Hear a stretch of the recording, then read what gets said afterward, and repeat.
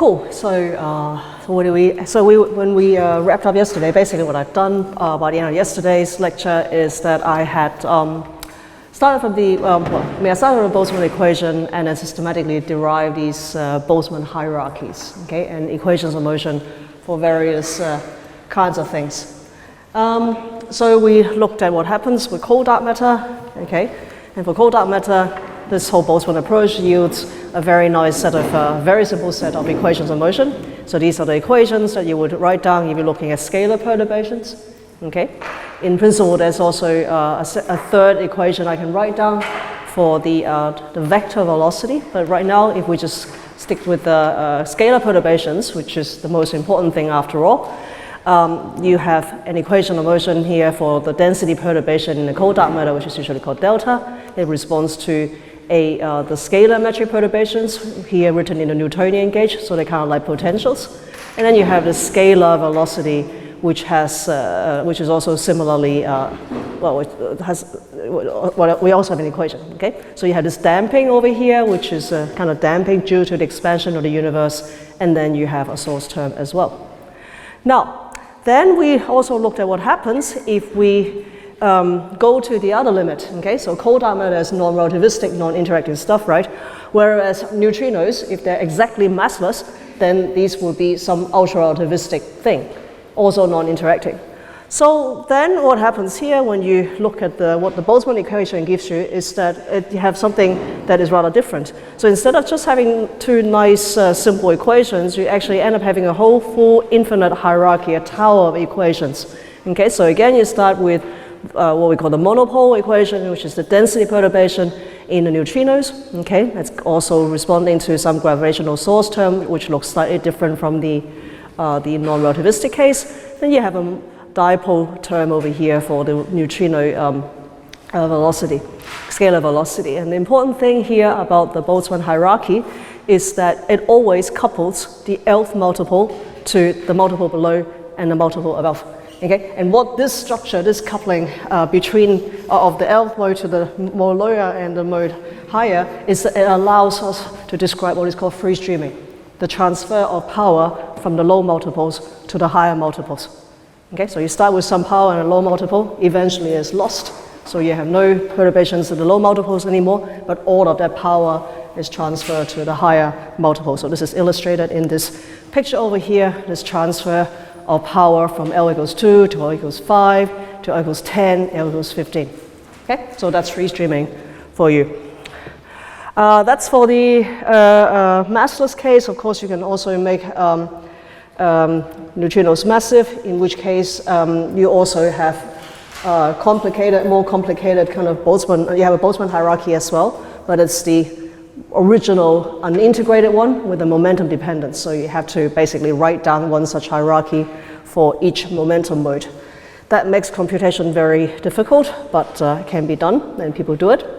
And the same logic also applies for warm dark matter, where you're not really completely allowed to make the totally non-relativistic, non-interacting assumption.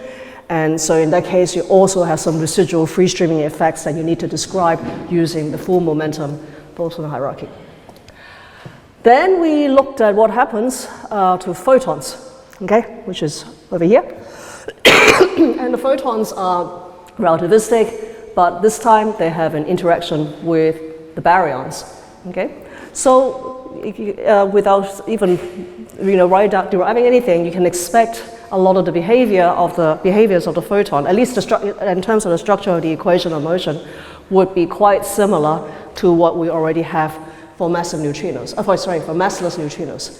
And indeed, that's what we have. So you have the same tower of equations again, the Boltzmann hierarchy, the same free streaming structure that you see from where you're allowed to pass power from low multiples to high multiples. That's all this stuff here in black. Again, you have your gravitational source term. But what is new here for photons relative to neutrinos is the fact that these photons are scattering off electrons. Okay, so this scattering here immediately leads to collision terms that are not present in the massless neutrino hierarchy. So here, the first place where you see the collision term is here for the dipole. So you have kappa dot here, which is actually just defined as the scale factor times the Thomson scattering cross-section times the background free electron density. And you can see the coupling of the photon velocity to the baryon velocity. Okay, so what this tells you is that the coupling wants to keep the baryon fluid and the photon fluid as one and keep them moving together.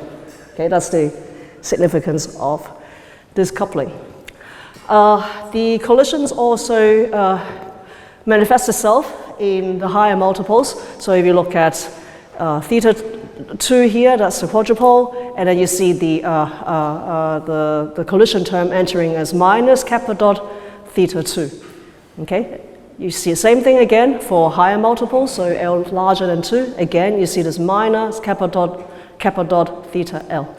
Okay, so if you examine how these terms enter, they are entered in equation of motion. They are essentially entering as damping terms.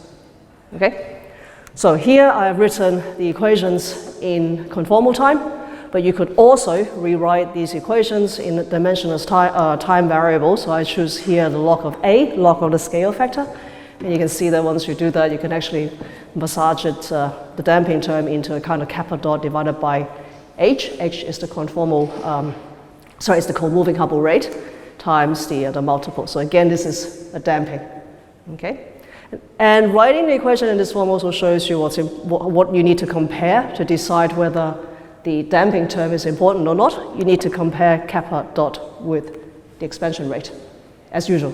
Okay, like we always do in cosmology, you compare an interaction rate with the expansion rate to decide if the interaction matters. So that's the scalar hierarchy. You can, of course, also write down a tensor Boltzmann hierarchy for photons as well. So that's just basically a hierarchy that you would write down if you had some tensor perturbations in your matrix. So in other words, if you have gravitational waves. Okay, so again, you have the free streaming part, which is the black stuff over here, which has this coupling of L to L minus 1 and L plus 1. The source term is here. And you have the collision term entering again like a damping term. Okay, now, so I have the equation. What's so important, what's so interesting about it? Well,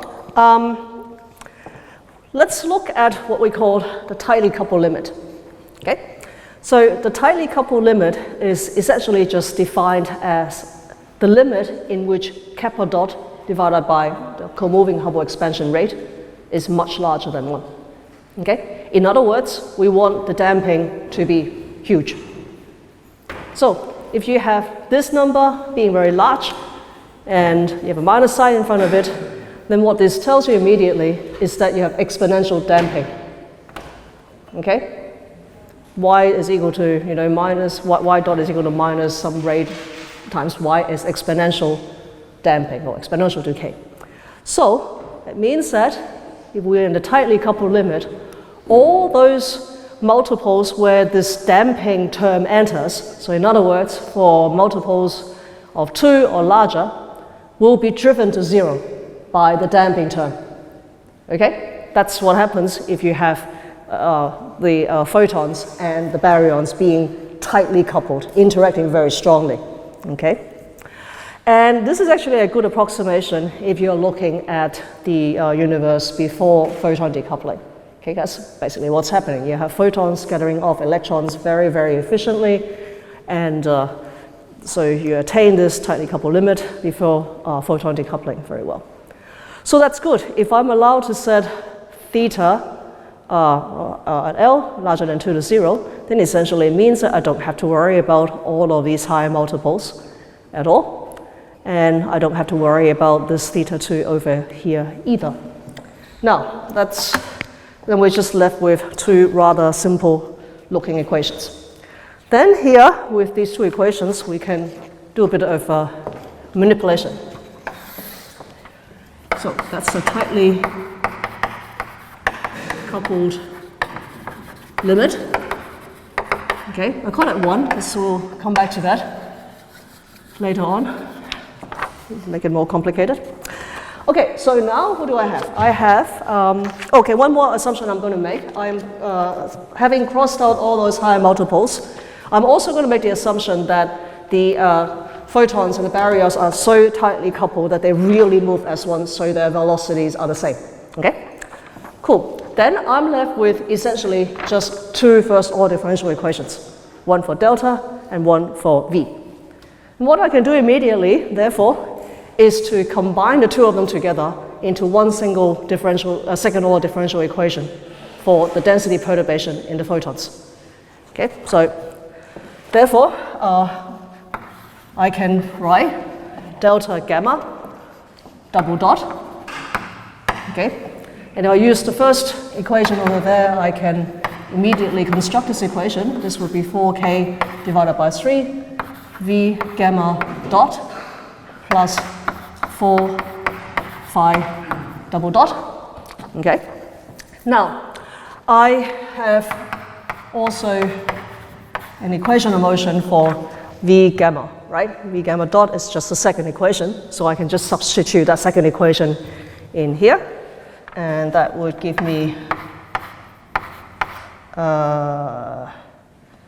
1 divided by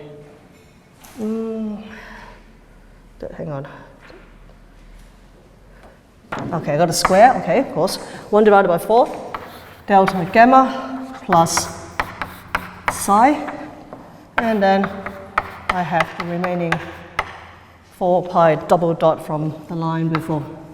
So then it's clear what we have, and we'll do a bit of rearranging. We have delta gamma double dot plus k square 3 delta gamma from the second term, and write this on the left-hand side, and on the right-hand side I have 4 phi double dot minus 4/3 k square psi. Now this is interesting. What do we have? We have on the left-hand side an equation of motion for a harmonic oscillator. And then here I have these potentials, which are kind of like external forces. So this is a driven harmonic oscillator.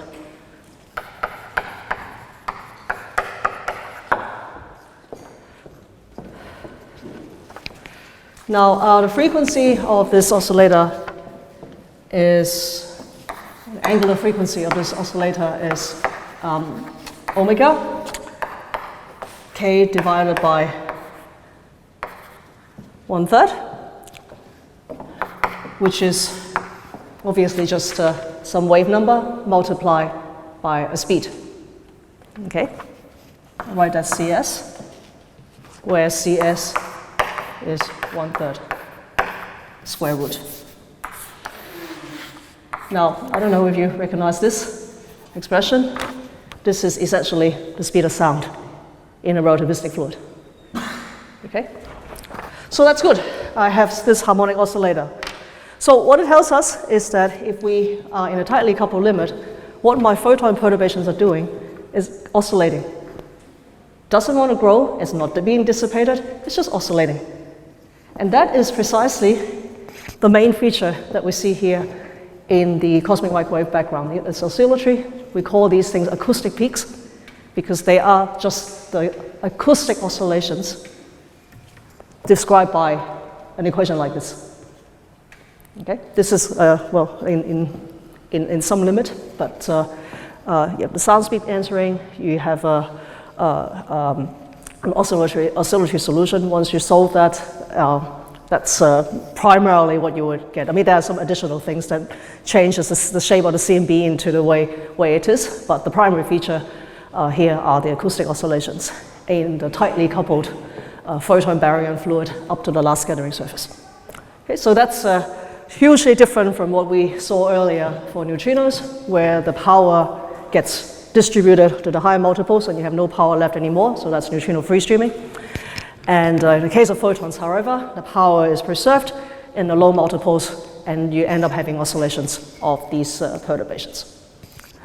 Okay, so that's a very brief way to illustrate, a very hand-waving way to illustrate to you why we have acoustic oscillations.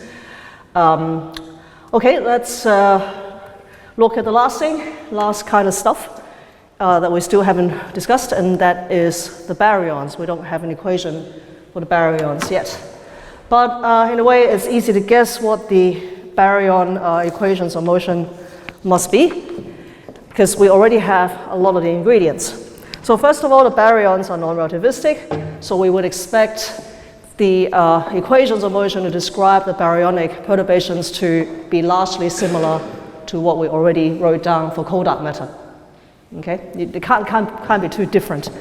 So that means that without even thinking about it, I can already write down an equation for the density perturbation, okay, delta B plus HVB 0 minus 3 phi dot equals 0. That would have to be one equation. It's exactly the same that we saw earlier for cold dark matter. Now, for the velocity equation of motion, you would also expect it to be sort of like the, sorry, what am I writing? Not K, it's K, not H.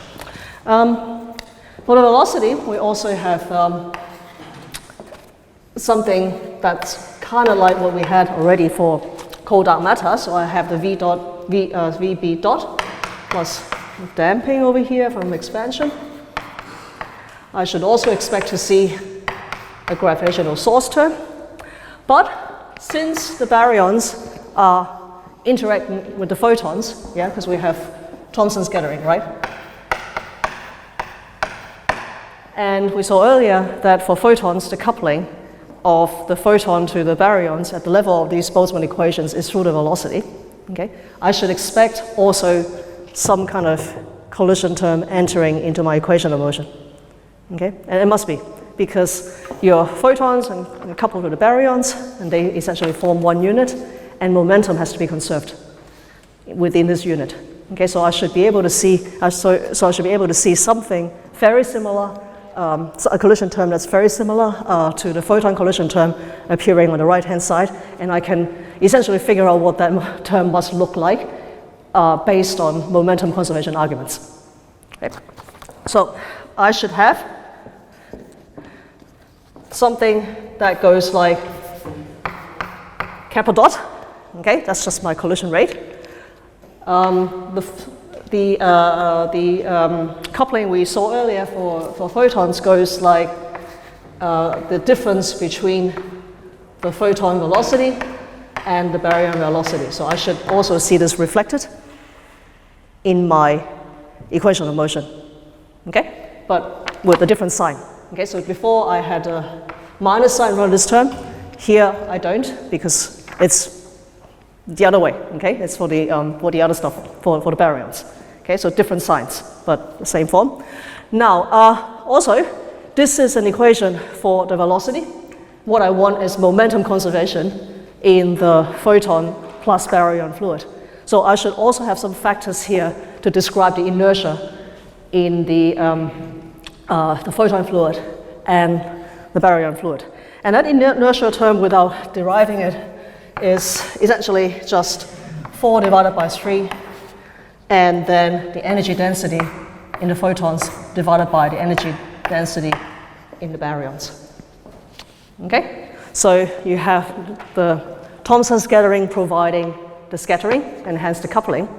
And here, the inertia here is represented by this energy density, background energy density in the baryons, which includes all the protons and whatever.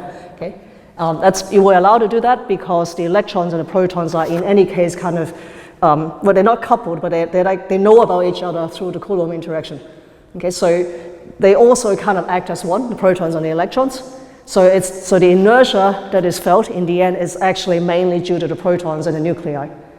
Okay, so that's why we have rho b bar as opposed to just the energy density in the electrons themselves. And the 4/3 here is essentially just a factor that comes in because the photons are relativistic, whereas the baryons are non-relativistic. And when, relativistic versus non-relativistic, you always end up having these factors of 4 versus 3. Okay? Just the equation of state.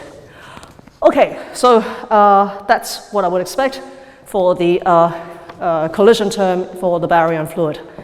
I have left a huge gap here, so that's actually something else that needs to be accounted for. And it is the fact that if you look at the baryons over there, they don't just interact with photons. They have other interactions amongst themselves as well. Okay? And now I can sit down and write down a Boltzmann equation to describe those interactions. However, we can always appeal to separation of scales to simplify our lives. And normally, these interactions are occurring very fast relative to whatever is happening with Compton scattering. So what it means is that I can simply lump all of those interactions together and say, okay, they are probably in some kind of local thermodynamic equilibrium, in which case there will be another kind of sound speed-like effect, okay, due to the fact that your electrons are talking to each other, so you can allow sound waves to propagate through your baryon fluid through this kind of interaction. So I can, in other words, what I can do is to simply describe these interactions in terms of a sound speed. So let me just free up some space, k phi, and then plus k square c, I call it cb, to distinguish it from the sound speed we wrote over there for the photon fluid, and then delta b. Okay, so this is really just reflecting the same, sound speed structure that we saw over here earlier for acoustic oscillations in the photons, but now I'm looking at a sound speed that arises because the electrons might be talking amongst themselves or talking with the nucleons, etc. Okay, so that's basically it. Okay, so kind of like whole dark matter, but has an additional sound speed that allows the electrons and protons to talk amongst each other. And then lastly, you have on the right-hand side an explicit coupling of the baryons to the photons. Okay, that's good, because now we have essentially covered all the major equations of motion we have in the CMB codes. So for those of you who want to dig a little bit deeper into this kind of thing, someone asked me for useful references, so here they are. So Wayne Hu and his notes that you can download here is very useful. He does a lot of these decompositions quite nicely. But basically anything that you can find by Wayne Hu on his website at the University of Chicago is great. Okay, and in fact, the best thing are not the equations. The best thing is the way he can explain it all to you in simple graphics. So that's really why you should go and have a look at Wayne Hu's website. Seljak also has some lecture notes, Ruth Dura's textbook. Of course, Dodelson also has a fair bit of stuff that's useful for this. Okay? Cool. As said, there are public codes around. If you don't feel like looking at the equations ever again in your life and just want to know what would happen given some primordial fluctuation power spectrum from inflation, you can also download these codes.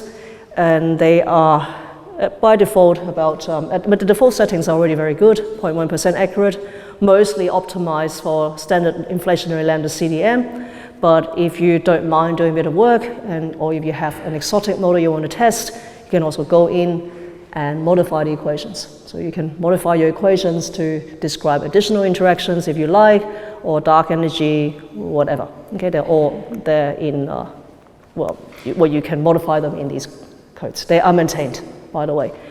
Okay, Cam is, what's his name? Anthony Lewis in Sussex. Class is basically people around Juliana School in Aachen. Okay, you can play with these things. All right, so anything you want to ask so far before I move on?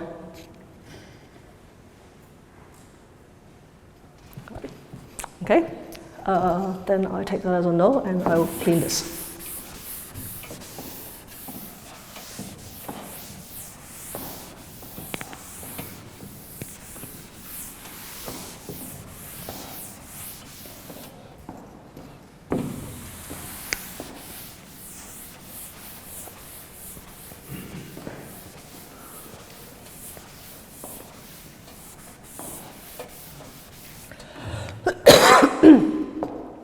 So very briefly, I have to say a couple of words about initial conditions. So here's a schematic of what we generally expect a mode of perturbation to do. Okay? So first of all the scales that we can observe today are subhorizon. Okay? You can't really observe superhorizon fluctuations. Okay? Now, here what I have plotted is basically just log of k, increasing in this direction.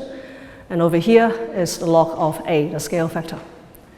The blue lines here correspond to the k value when k is equal to the co-moving Hubble expansion rate. And you see that it has this funny structure where it increases here and it decreases over there.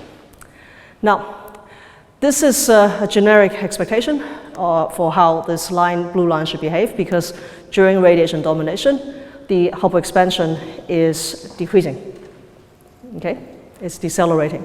Whereas during inflation, we're talking about phases of essentially exponential expansion. Okay? So h is an increasing function. So therefore, you have h increasing like so. Okay? Now, if I consider what happens to a particular k mode, and I ask what is it going to do throughout time, then essentially you can represent it with this red line over here, which is kind of like a trajectory. It will start out subhorizon during inflation, okay, when all the quantum fluctuations on the inflaton are being produced. And then at some point, this k mode will exit, in jargon, not jargon, like common usage, exit the horizon. And these perturbations will become classical. And then eventually, you will transition from an inflationary epoch to radiation domination and then matter domination.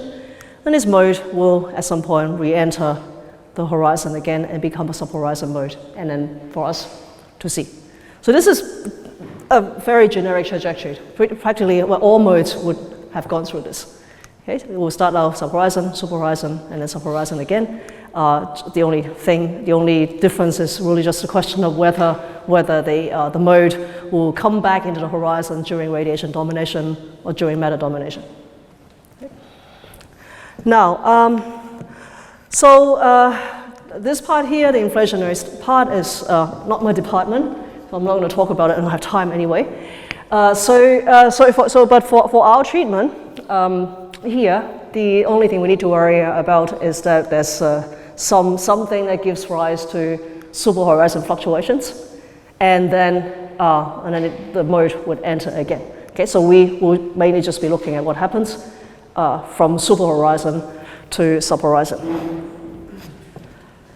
Now, okay, so having defined that, then what we can ask now is, what do the Boltzmann equations look like in the superhorizon limit? Okay, because that's where we want to start. We don't care about the inflationary phase. We just start superhorizon.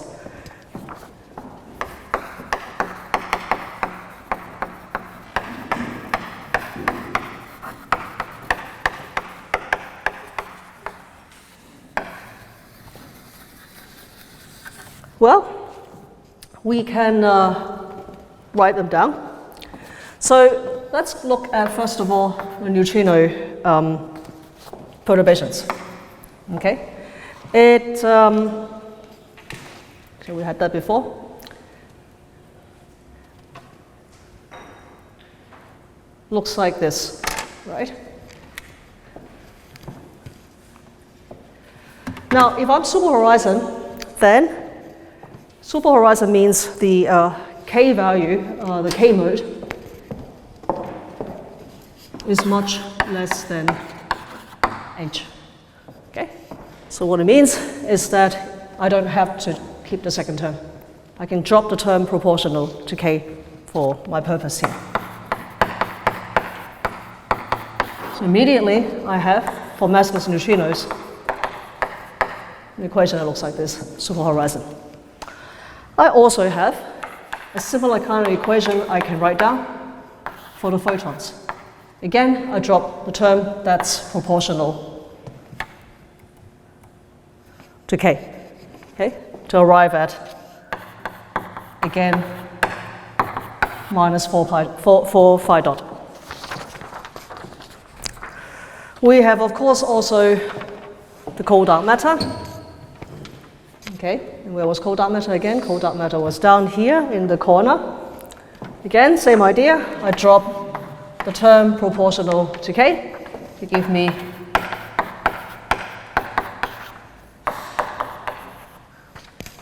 delta C dot minus 3 phi dot. And last but not least, the baryons will also have the same structure.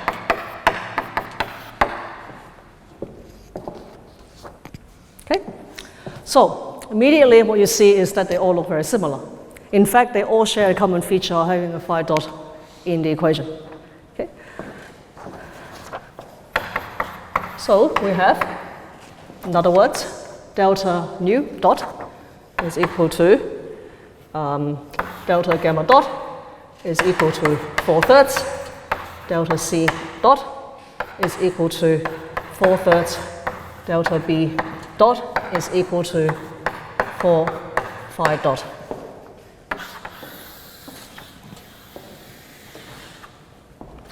Now, these are derivatives, time derivatives still, okay? But if I just stare at this relation here, it's immediately clear that there are two types of solutions that are possible, okay?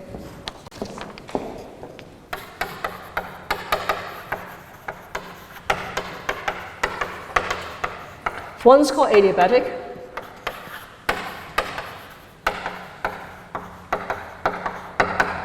And if you have adiabatic solution, then what you have is just you drop all the dots. Okay, so delta nu is equal to delta gamma is equal to 4/3 delta C is equal to 4/3 delta B is equal to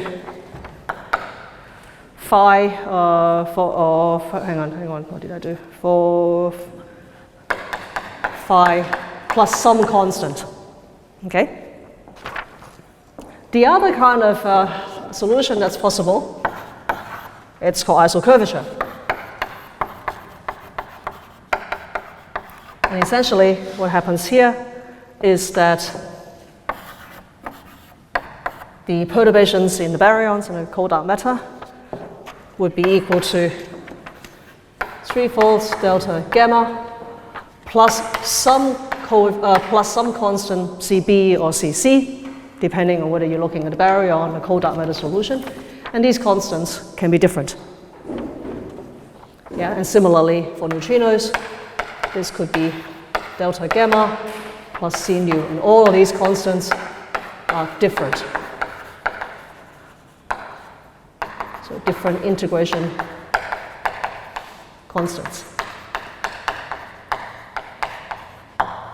Okay. Well, as it happens, standard single field inflation gives you adiabatic initial conditions. Okay. And in fact, adiabatic initial conditions are even more general than that.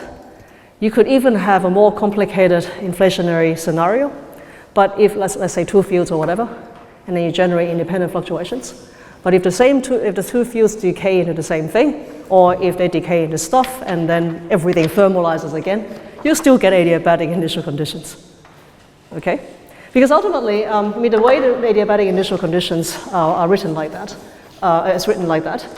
But in the end, actually, it's a fairly two-line calculation you can do to show that this is actually really just equivalent to saying that the number density in species I at some point x divided by the number of photons at the same point x is equal to the global ratio. Okay, it's just, you just pretend that your stuff is in thermal equilibrium, so all temperature, so all density perturbations will go like T to the fourth, number density perturbations will go like T cubed. It's just 2 lines to get to this point. So adiabatic initial conditions are really, really easy to achieve, essentially. You really have to kind of bend backwards to get isocurvature, at least in my opinion, okay, to survive.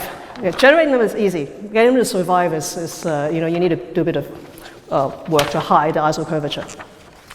Anyway, so since adiabatic initial conditions are so easy to get, that's what we will deal with, and not bother with isocurvature.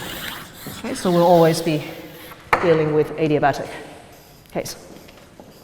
Now, then next question is, okay, so I have established that I want adiabatic initial conditions for my various stuff in the universe.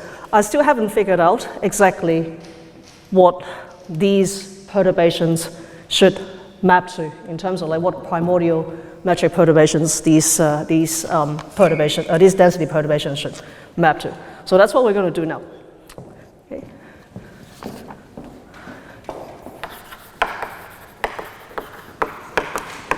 Adiabatic initial conditions.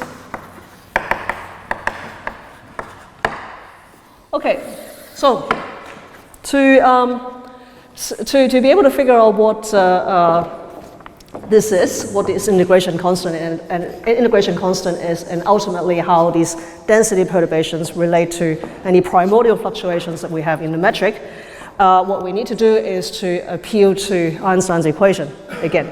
So we'll have to go back and look at one of the many Einstein equations that we wrote down earlier. Let me just actually go back to one of the slides where I had that. Slide sorter, no, here. Okay. Okay, one of these. And the one that we want to use is actually just the first one. Okay. Now, again, as we said, we're looking at superhorizon modes. Then that means that anything that's proportional to k, I can drop immediately. I'm also going to pretend I don't have curvature or anything like that, so the capital K goes as well. So the only thing that I'll be left with, therefore, is just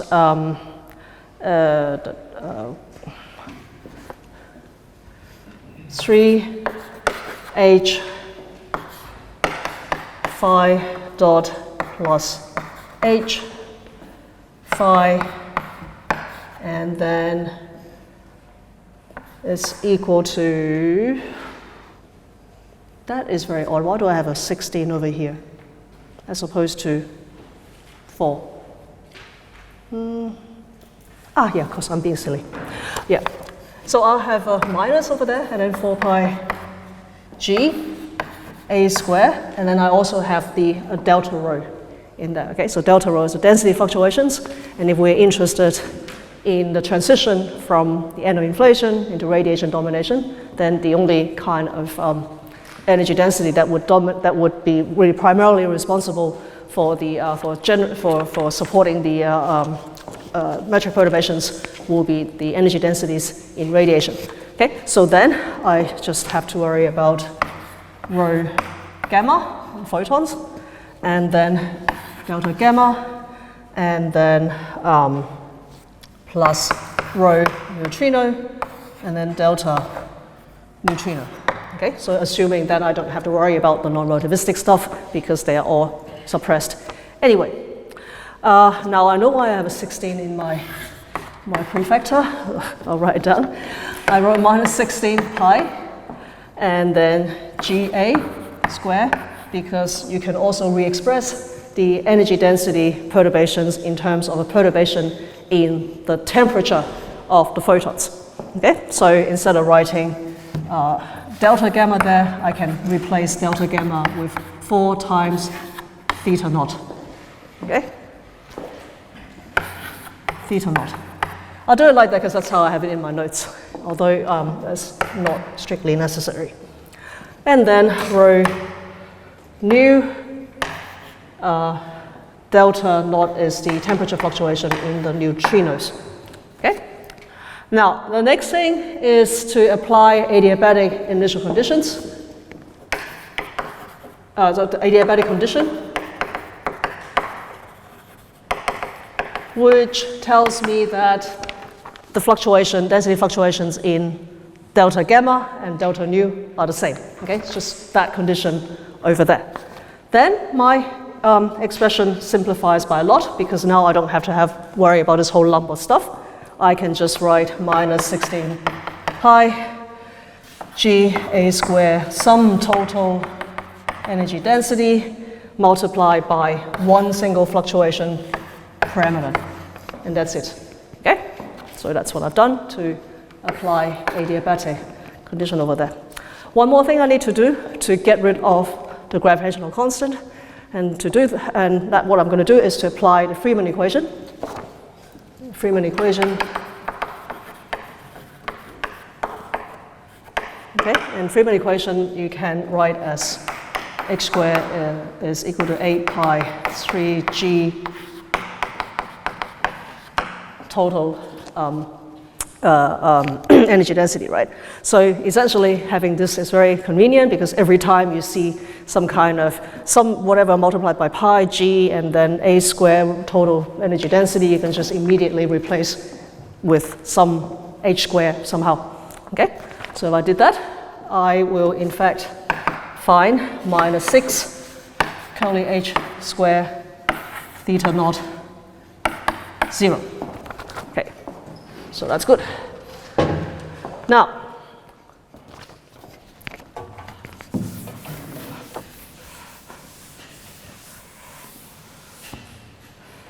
one more thing we need, and that is we should know that during radiation domination,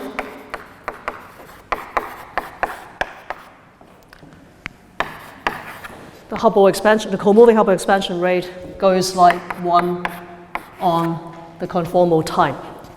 Okay? So now what I have therefore is simple. First of all, I have h squared over here on the right hand side of my equation. I also have an overall factor of h here on the other side. Then one factors will cancel out. I can simplify my free factors as well. And every time I see h, I can replace with an eta. So then what I will have, once I use this information and then just kind of simplify the equation a bit, I will end up with something that looks like this. Phi dot eta plus psi is equal to minus 2 theta naught scalar. Okay? And the next thing, as usual, is to turn this into a second order differential equation. And that would be phi double dot eta plus phi dot. That's from the first term. And then I have a psi dot over here as well from the second term. And then minus 2 theta naught 0 dot. Okay. Last step is to make use of what we have written down initially from the Boltzmann equation in the superhorizon limit. We had an equation relating the energy density in the gamma and how it evolves to the phi dot. Okay? So, and I said earlier, delta gamma is just for theta naught, so I can make use of that and rewrite the right-hand side in terms of a potential as well. Okay? And if I did that, I will have minus 2 theta dot on the right-hand side. Now, one more thing, simplification is in place, and you can probably guess what that is. I'm going to make the assumption that phi and psi are very similar. And that is actually not even a bad thing to do, and that is because if you look at the Einstein's equation, what you see here in the last part is that the difference between phi and psi is proportional to any anisotropic stress that you might have in the early universe. And for a universe filled with dilute gas or particles, I don't know, like free-streaming neutrinos, for example, which would give rise to anisotropic stress. These anisotropic stresses don't really become prominent until you are superhorizon. Okay, so superhorizon scales, the anisotropic stress is really negligible. So I'm justified in making this assumption of setting phi and psi to be the same. So then that's good. Then this term here becomes a phi as well. That's also a phi. And you can immediately turn the equation into phi double dot eta plus 4 phi dot is equal to 0. Okay? That's the equation I need to solve, which you can do by plugging into Mathematica if you like. But you can also very easily verify for yourself that there are two solutions. Well, there are always two solutions if you have second order differential equations. Actually, let's do it over here.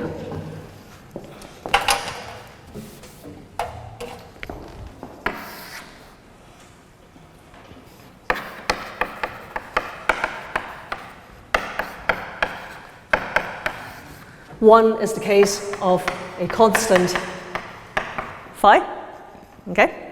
And the other solution goes like eta raised to the minus 3, okay?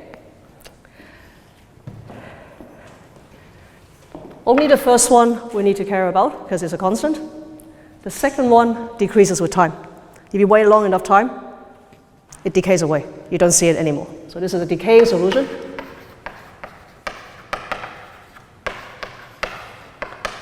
Which becomes irrelevant after a long time.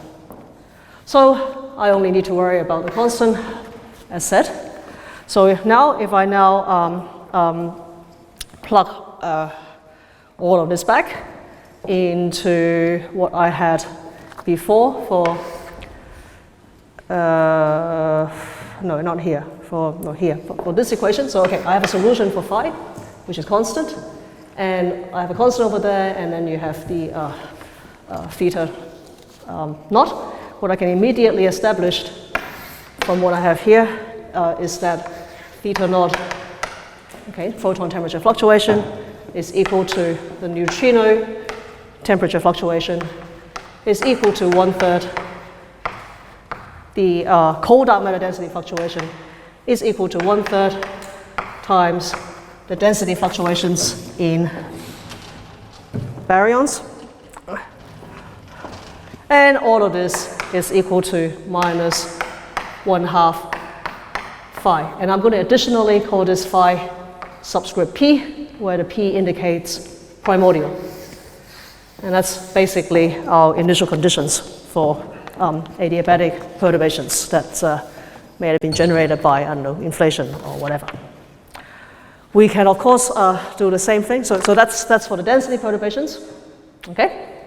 We can, of course, play the same game and write down a relation also for the velocity perturbations. Okay, for the velocity perturbations, what you'll find is a dependence on the wave number divided by h, so it's a bit suppressed. You can even keep going and find an initial condition for the anisotropic stress. It will be suppressed by yet another factor of k on h, so it's unimportant. And so on. So the higher the multiple, the more factors of k divided by h you accumulate.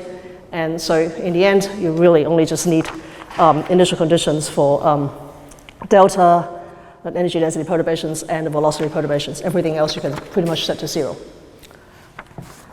Okay, cool. Right. Yeah, sorry? Did someone ask something? Or? That was just the people here, the hotel people. Okay, let me just clean the board.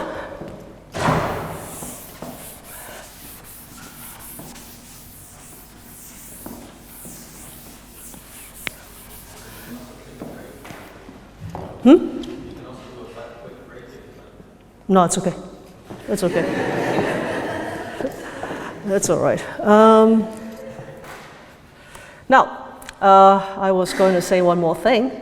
So that's okay, I don't need that board there. Yeah? Can you see, because there was this equation, so k squared over a squared, then phi minus phi equals like 8 pi g, and then this in anisotropic stress. Yeah. But there was like no h in the equation, so... The h? Yes. Well, so the thing is that the trick that is very commonly played is to use the Freeman equation.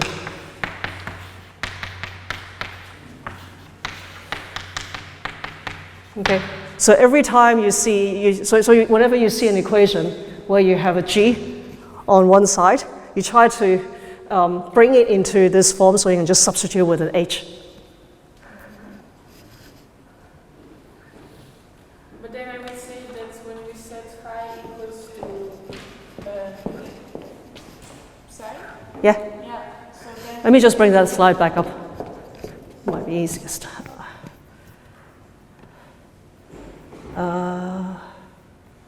I think I know what you mean. So this equation, right? And you're basically not seeing how I managed to turn that into an h.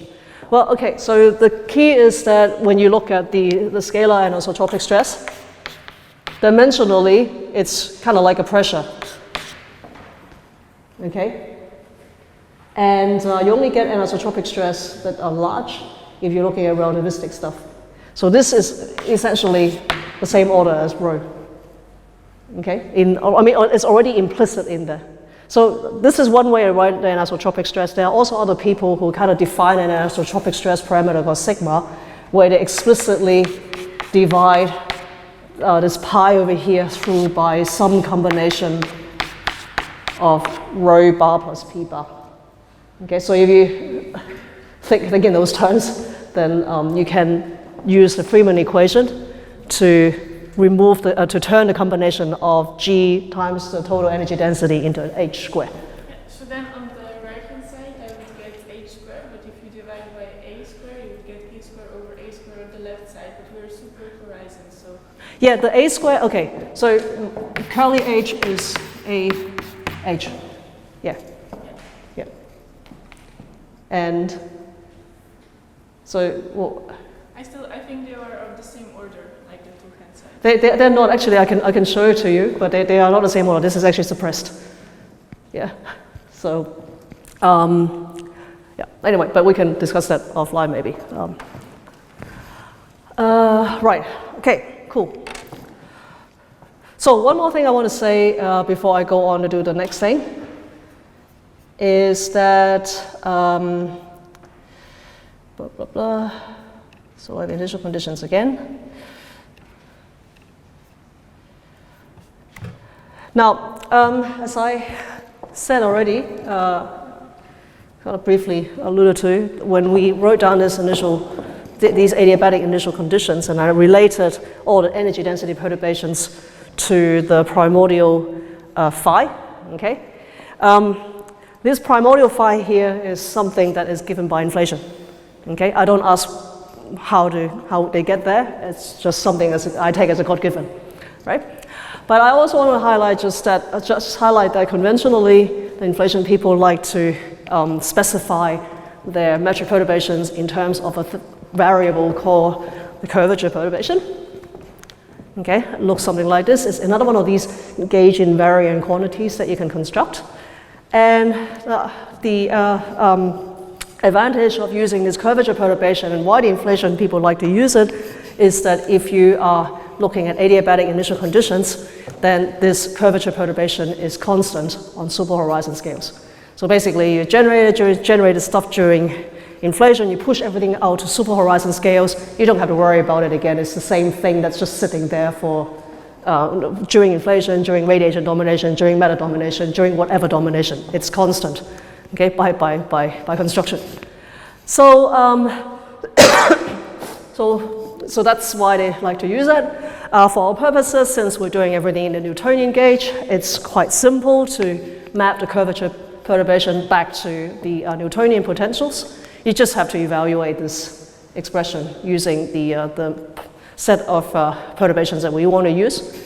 And in the end, once you do that, it's actually an extremely simple way of mapping between this curvature perturbation variable, theta, which is generally a function of k, to the phi p that we have that we want to use, that we want to call primordial perturbations. Okay, so you can see here that it depends on the effective equational state of the universe how this mapping works. So if we're looking at mapping during radiation domination, which is pretty much a standard thing to do because you want to know what happens during radiation domination after inflation, then what you find is that this phi over here, which is mapped to minus 2/3 this curvature perturbation parameter. Okay, I'll come back. Actually, the reason I'm introducing it is because we'll actually use it again in 5 minutes. But just to go back to this schematic again, so we have again this subhorizon fluctuation generation, superhorizon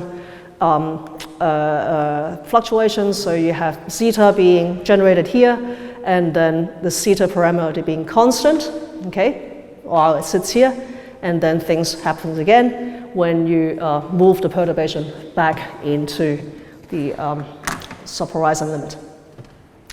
Okay, so now, yeah.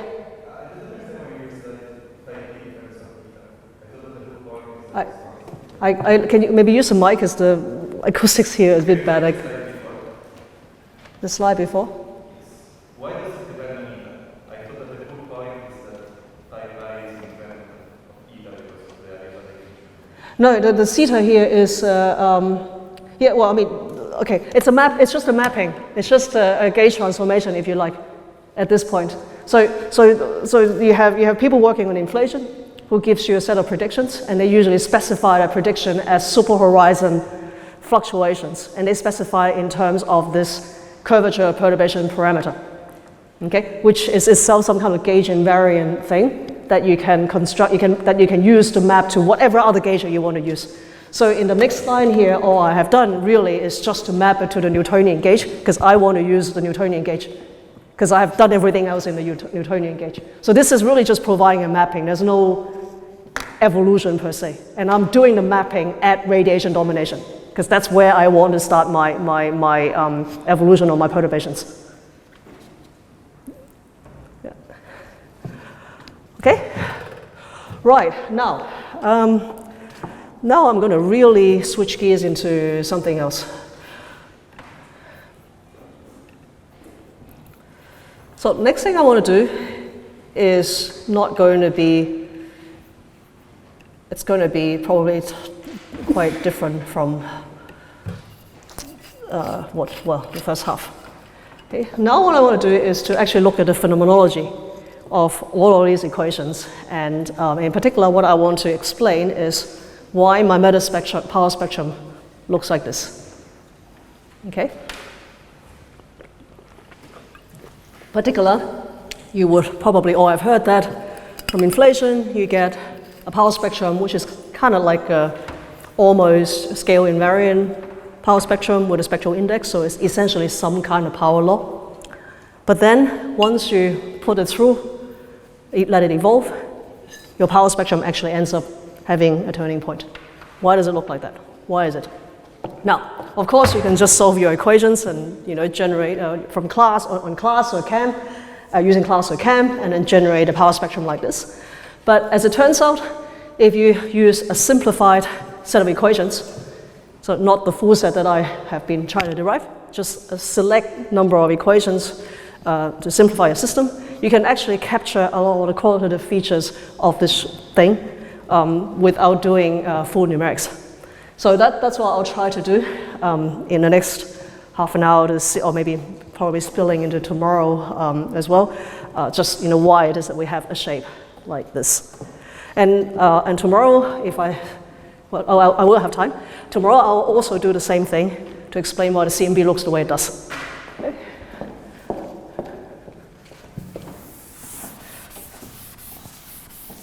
So first of all, while I clean the board, let me just show you the simplified system. I'm going to ignore neutrinos, okay, because I don't care about them for now. I'm going to ignore baryons as well. At least I'm not going to worry about what their energy densities do. I will again ignore the anisotropic stress by setting phi to psi, because that simplifies life. I only have to deal with one potential. I'm going to assume adiabatic initial conditions, which are in any case very well justified. And then once I ignore all that stuff, I will just be left with the equations of motion for dark matter, and they are exact up there. I will also have to use Einstein equation somehow to see how my potentials relate to energy density perturbations and velocity perturbations. The two that I will use are listed over there in the middle set of equations. And I'm also going to keep a simplified set of equations for the photons. So I'm only keeping the first multiples, okay, first two multiples, the monopole and the dipole. We're truncating, we're ignoring all the multiples that are higher order, that are higher than 2, which is okay. Because as we saw earlier, if we are only interested in what happens before the last scattering surface, then everything is tightly coupled anyway, and you basically dampen out all the higher multiples. Only these two equations remain. So that's my simplified system. And you'll be surprised at how much you can extract out of just a simplified system like that. Right. Okay, so cleaning first. You can stare at the equations.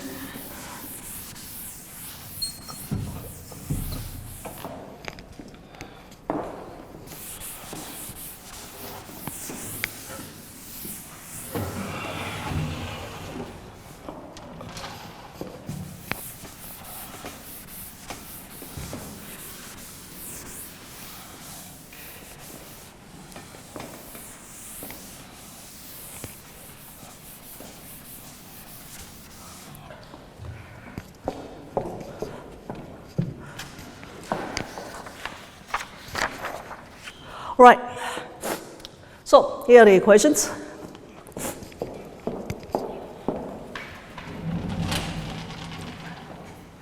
Now, so generically, so I already said this before, I'll repeat it again. When we're looking at how a particular K mode evolves, then there are essentially just 3 stages in how that mode evolves. Okay, you start off superhorizon. Okay, I mean, subhorizon at some point during inflation, but we start superhorizon. And then that mode will cross the horizon at some point, and then there will be subhorizon. That's it. Every mode does that. Okay. Then the only difference between the different modes and why they end up evolving in different ways is simply that sometimes the mode stays superhorizon during the radiation to meta-domination transition. Sometimes they enter during meta-domination. Sometimes the mode enters during radiation domination, depending on exactly what the K value is. Okay. And that makes all the difference. At this point, also I've defined a quantity called K-ec, okay, and ec is basically just equality, and essentially K-ec here is is defined such that K is equal to the co-moving Hubble rate at the time of meta-radiation equality. Okay, so this is a special scale. Now, as you saw earlier, we have a simplified system. And as it turns out, if you use the simplified system, then there are approximate solutions, analytical solutions that you can write down for the simplified system in 4 regimes. Okay? There is a superhorizon solution, which is this kind of yellow region over here. There's a very simple solution you can write down. There's also a subhorizon solution that you can write down for that system. And you can also look at the solution as the mode enters the horizon during radiation domination. And there's also an analytical solution for modes that are entering into the horizon during meta-domination. So these are the 4 regions where you have approximate analytical solutions. There are no solutions here in these intermediate regions, but you can always just interpolate, right? Okay, so what we'll do now, therefore, is to kind of look at these solutions one by one, and then in the end, piece them back together to explain the power spectrum. So first solution is the superhorizon fluctuation. So this is one where your mode remains outside the horizon at all times as you transition from radiation to matter domination. Well, to figure out what happens there, actually we already have the solution. Because, remember, I introduced the curvature perturbation parameter theta, which is the one that the inflation people like to use, right? And there's a reason why they like to use it, because the curvature perturbation remains constant on superhorizon scales. Okay, so I've already done it, basically, this solution. This is it. It's constant, and we also have a mapping from this curvature perturbation to phi, okay, in the Newtonian gauge. It's via this fairly simple expression that relates, where you have these prefactors involving the equational state of the universe. So you can evaluate it for radiation domination, which we already did before, and you can also do that for matter domination, which will lead to a different value. So all in all, what it means is that if I now ask, okay, let's say I start with some primordial value for this phi, which is called phi p, and then I ask, how does this potential evolve as we transition from radiation domination to matter domination? Then all you have to do is to evaluate for the appropriate function of w as a function of time, and this is what you get. Okay, so y here is the scale factor normalized to the scale factor at the time of equality.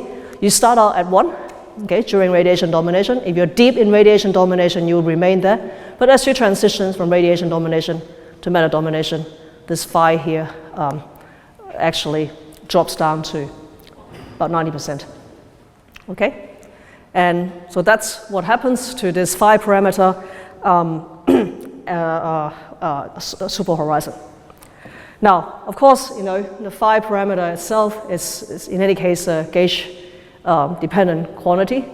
So this in itself, this evolution in itself doesn't really mean a lot. Okay, it's just that for our calculation we need it. Okay, that's why you see it. Yeah. Okay, so that's a simple solution.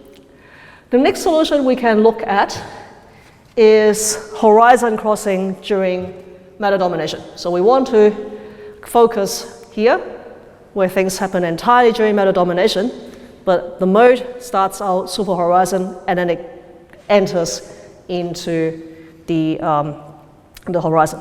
Okay. Now, since we are dealing here with matter domination, what this immediately means is that anything to do with radiation I can immediately discard from my description. Right?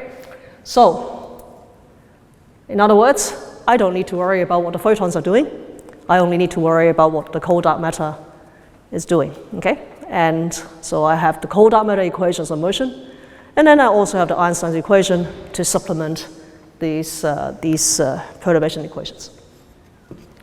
Now, then, as per usual, what we do then is to try to combine these equations together into a second order differential equation, and then we solve. Okay, that's basically the strategy. You get your simplified equations, combine them somehow into one single second order differential equation, solve it, and see what what you get. Okay. Right. So let's do that. Now,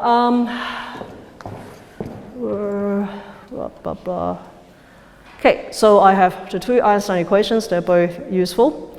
So okay, let's take first of all the first one. Okay. So I have k phi plus 3h phi dot plus h phi is equal to minus 4 pi g a square rho c delta c. Okay? If I'm doing matter domination and my universe only has cold dark matter, this rho c here is basically the same as the total energy density. So that means that I can immediately use my trick of replacing all of these prefactors here with the co-moving Hubble parameter, and that would actually lead to an equation minus 3/2 h square delta c. Okay, you can always do that, just the Freeman equation, nothing more. Okay, that's good, because now I can take the right-hand side and take the left-hand side, and then rewrite everything in terms, well, rewrite everything so that I have a solution for delta C on the left-hand side. Okay, so this would be minus 2/3 h squared, and then I have k squared phi plus 3h phi dot plus h phi like so. Now I have a second Einstein's equation too, okay? And that Einstein's equation is written for the velocity perturbation, Vc. I can do the same thing.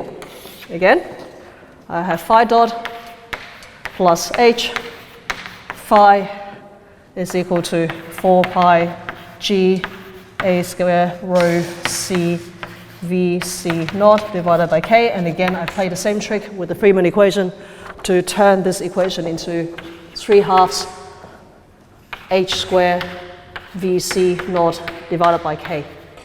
And again, if I am to rewrite this so that I have Vc on the left-hand side, I will find Vc naught is equal to 2/3 k h squared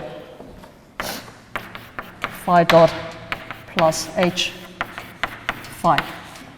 Okay, so one equation here, one equation here that we will use again.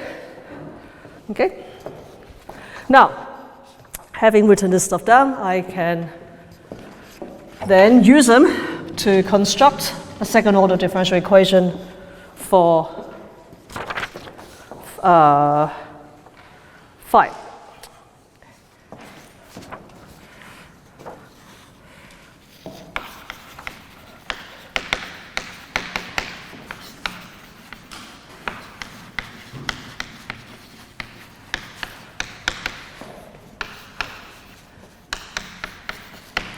Okay, so in particular, if I look at the first equation here, I have a delta C, right? Now, if I actually take this and then differentiate it, I will have delta C dot, and you will have to differentiate the curly h here. There are all these potentials that you also have to differentiate. So in the end, I won't do the full thing because it will look rather ugly. But you will always, once you do the differentiation, what you find is an equation that looks kind of like this. Okay, you have something, you will have a term that is 4/3 h dot, and then h to the minus 3 k squared phi. So that comes about from differentiating basically the h here in the denominator. And then the rest will be something proportional to a, where a is some constant, phi dot, and then you will also have some coefficients multiplied by phi double dot. Then what I can do, having written this up, is to go back to the first equation for the cold dark matter, and then use the delta C dot and the Vc expression in terms of phi to construct, to replace basically all occurrences of delta and V with potentials. Okay? So, let's do that. So we have delta C dot plus K Vc naught minus 3 phi dot. Okay, all of this is supposed to be 0 according to my cold dark matter, first cold dark matter equation. And now from what I just did above over here, the delta C is going to end up giving me, well, actually, let me just tell you what we'll end up getting in general once you use this expression and also this expression. You'll end up with a 2/3, and then k squared h phi, and then a 2h dot divided by h squared minus 1, like so. Okay, this part here comes from here. And then you have, again, the rest of the terms, which will be some coefficient times phi dot plus some coefficient times phi double dot. And all of this is equal to 0 as required by the first equation up there. So this looks sort of already like a second order differential equation for phi. You have a second derivative, you have a first derivative, and then you have just phi itself. Now, the tricky thing here is that during meta-domination,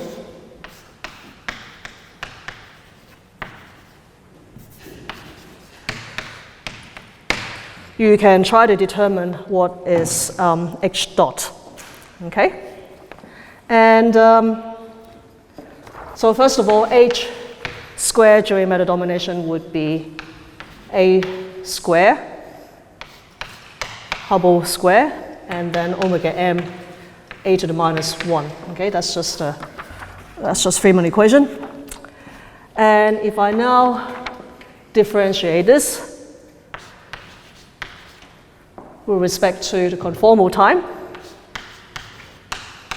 what I'll find is 2h dot, which I can then replace using the expressions from above. I get to get minus omega m a to the minus 2 a dot, which is actually just the same as minus h cubed. Okay, so I have h dot times 2h up here. This is equal to minus h cubed. So in the end, what I find is that h dot mine is actually just equal to 1/2 h squared during radiation. During meta-domination. Okay, so that's good, because now if I rearrange this a little bit, what it means is that whenever I see 2h dot divided by h squared minus 1, I should get a 0. Okay, so all of this stuff here in the brackets is equal to 0.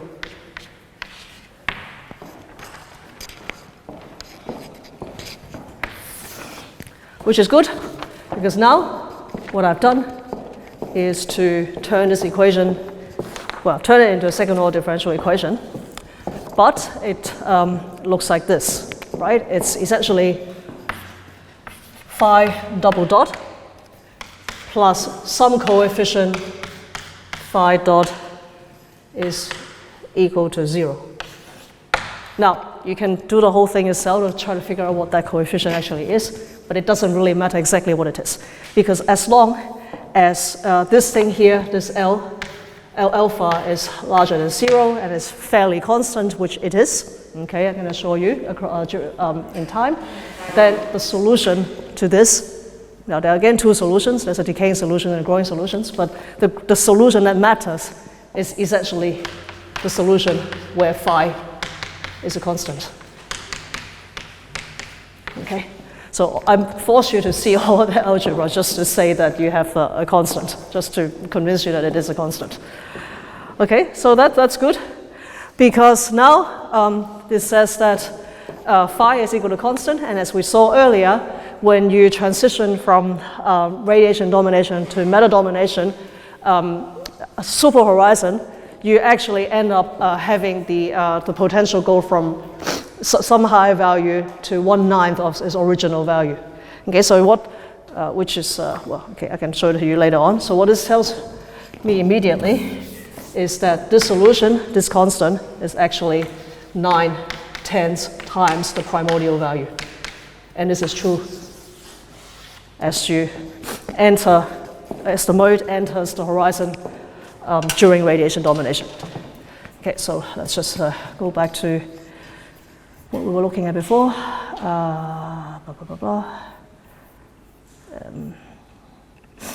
Over here. Okay, so that's the solution. Oh, sorry, not projected. That's the solution we're looking at. Now, there's one more thing that I can establish from this solution,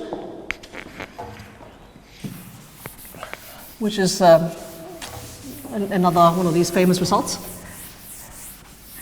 That is, if I look at, so my mode is entering the horizon during matter domination, and so now my mode is subhorizon. Okay.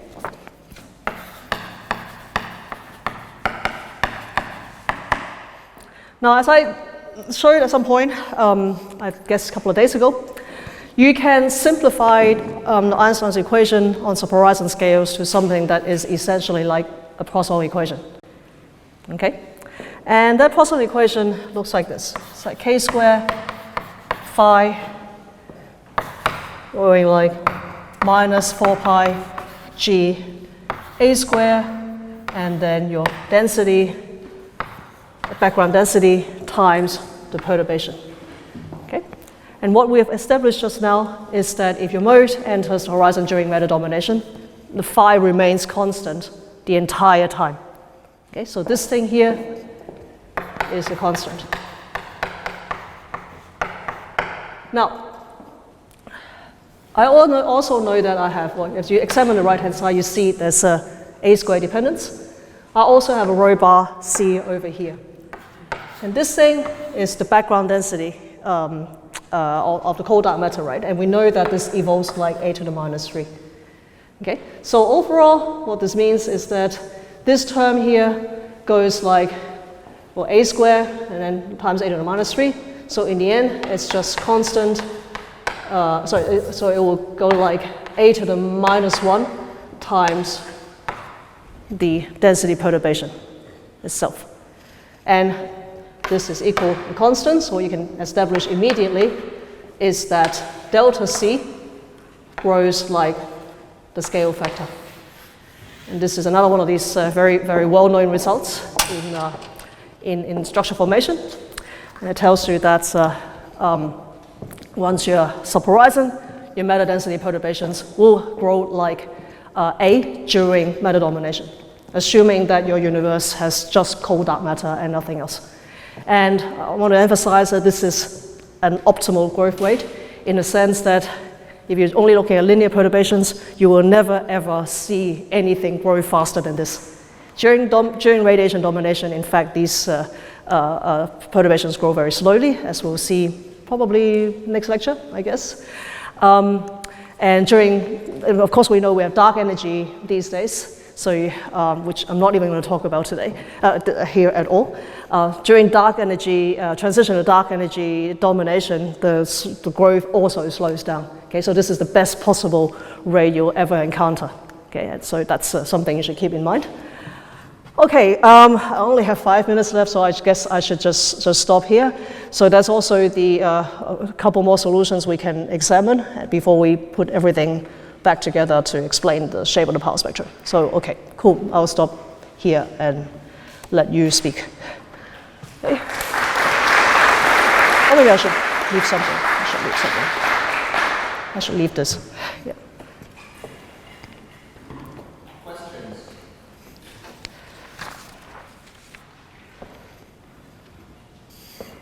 Yep. Sorry, I think this is where the 9/10 come from. Sorry. The 9/10. Oh, right, the 9/10. Yeah, okay. I was a bit fast with that. So basically, that's a superhorizon evolution. And it comes from the fact that there are many ways to do this. Okay, you could also go the path like I've done before. You know, find second-order differential equations for phi and then solve explicitly, which is given by this expression.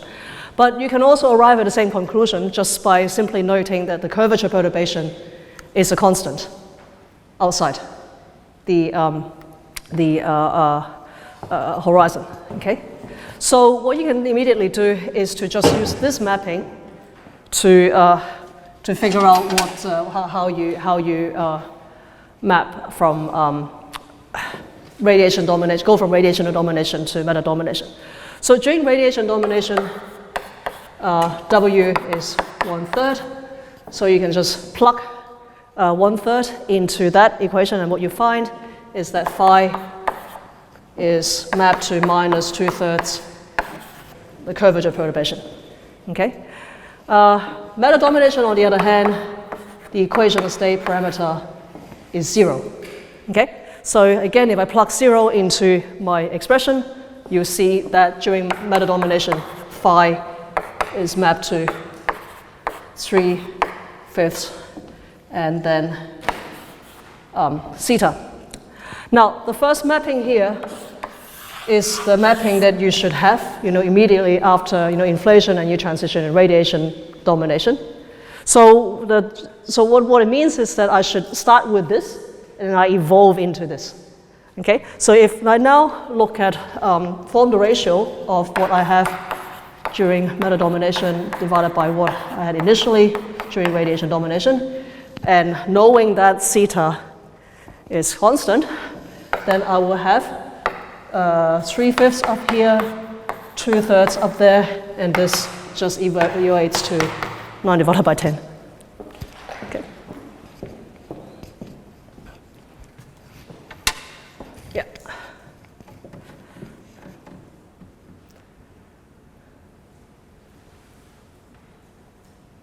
Yeah.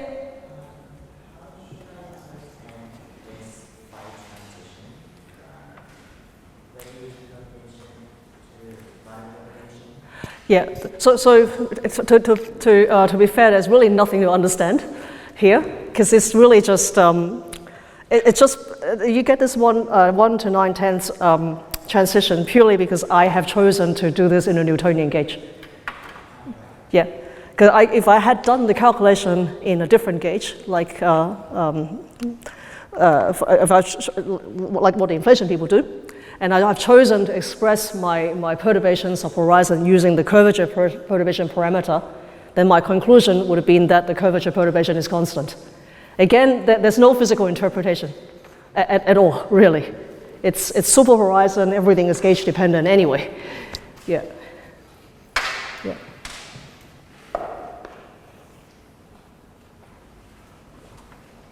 Okay, so Yeah.